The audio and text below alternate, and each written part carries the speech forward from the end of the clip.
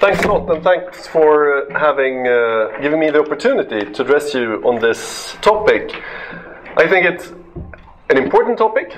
It's very timely, and we desperately need this debate to take place here in Brussels. It's fascinating that when we're talking about cross-border gambling, online gambling, a lot in the European Parliament and in Brussels today, still I have the feeling that many of my colleagues in the European Parliament, not to talk about member states in council, are explicitly doing everything they can to exclude the question of gambling from any EU legislation. That's at least been what we've seen up until recently, even though, as I said, it's a cross-border by nature. By the way, I should say my mother once told me that it's unpolite to eat or drink while somebody's speaking. I learned in Brussels that my mother might be right back home, but here in Brussels we do it differently. So enjoy the food, I won't be offended. I'm used to it. But the big question that I ask myself right now when we're discussing cross-border gambling is, how can we see to that we get a coherent and unified European response? Because we can see today that more and more member states, I have a map back in my office of member states in Europe that are doing some kind of reform in the area of gambling. And I painted those countries green. And you can see that the map is a lot greener now than it was 7 years when I started following the question of gambling in Europe. So we have somewhat of an opening of markets in Europe. I know a lot of companies here might not be satisfied with what they see, but we have somewhat of opening of markets, but we don't have the equivalent European response when it comes to protecting vulnerable consumers.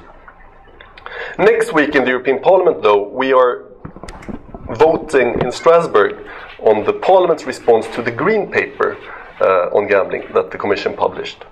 And I'm a politician, I'm never satisfied, and I would probably have liked to written it very differently myself. But I must say that it's a lot different compared to the last time the European Parliament mentioned anything on gambling in the so-called Schaldemose report. I think it was 4 years ago or something.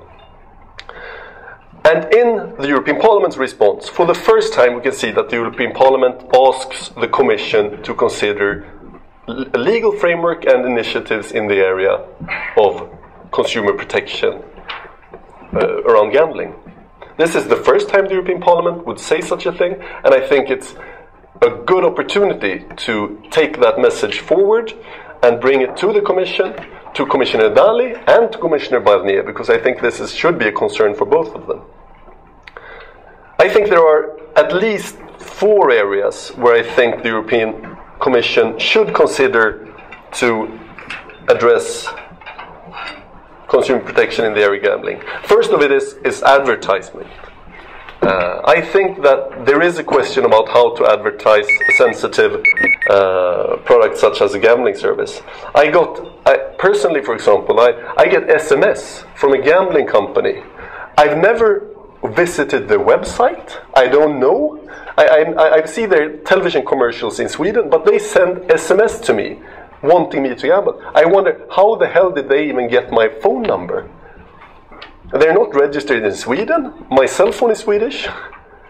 So I think there's definitely an area where I think we could do a lot more. In Sweden, one of the biggest buyers of advertisement is the Swedish monopoly. They buy more advertisement than Coca-Cola. And they say they do that to protect consumers. So I think there's a lot of hypocrisy around the question of advertisement. Age limit verification. I think that's an area where we definitely need a European response. I know, again, that the Swedish monopoly just recently introduced an age limit for lotteries. You were allowed to be younger than 16, actually, and sell and buy lotteries in Sweden by the government monopoly. Money laundering is another area which I think is important. And last but not least, self-blocking. I find it quite surprising that if you block yourself from one company, you can of course go to another company. But in the European Union, it should definitely, I would like to see some kind of legal framework that would make it possible to block yourself from all legal European operators. And that could be done in a directive. When we talk about a directive dealing with consumer protection, I think, and in this area, there's a lot of colleagues and member states that keep on mentioning the question of subsidiarity. And I think whatever would come out of the European Parliament would not be full harmonization, not in the, at least not until in a very long time. It will take a long time to come to the point of full harmonization. I think we will have to start with at least some kind of minimum standards that all member states apply for all operators. I think minimum standards, though, even though that I know minimum standards makes life for operators quite complicated, because that no operator in any area wants different standards. They would like to have the same standards no matter how high or low they are, at least as long as they are the same standards, it makes life easy. But I think that minimum standards might convince some members of the European Parliament and some member states that it would give them the room to actually create more protection if they think that would be needed. And that could then be a race to the top of protection standards rather than race to the bottom that I know some are concerned of in the current legal chaos. But I think that right now the most important thing you could do is to get the demand up for a legal framework, a coherent European legal framework. Because I think all politicians in member states and in the European Parliament have to show whether they actually want to protect consumers or monopolies. And I find a lot of member states and members of Parliament who would say we don't want any European response because that might risk the current regulation we happen to have at home. I've learned that no matter what you talk about, what topic you have, all member states tend to say we have the best regulation in place. Everybody should do. I'd be happy to harmonize as long as we harmonize to exactly the same way we do it back home. But in this area, member states might say they don't want cross-border operation in the area of gambling, they don't want online gambling, but consumers do play, and do play online.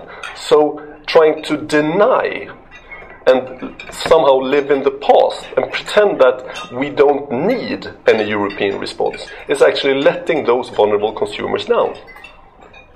We have a big gambling addiction problem in Europe among our citizens, but I would actually argue that we have a big gambling addiction problem among member states, especially among ministers of finance.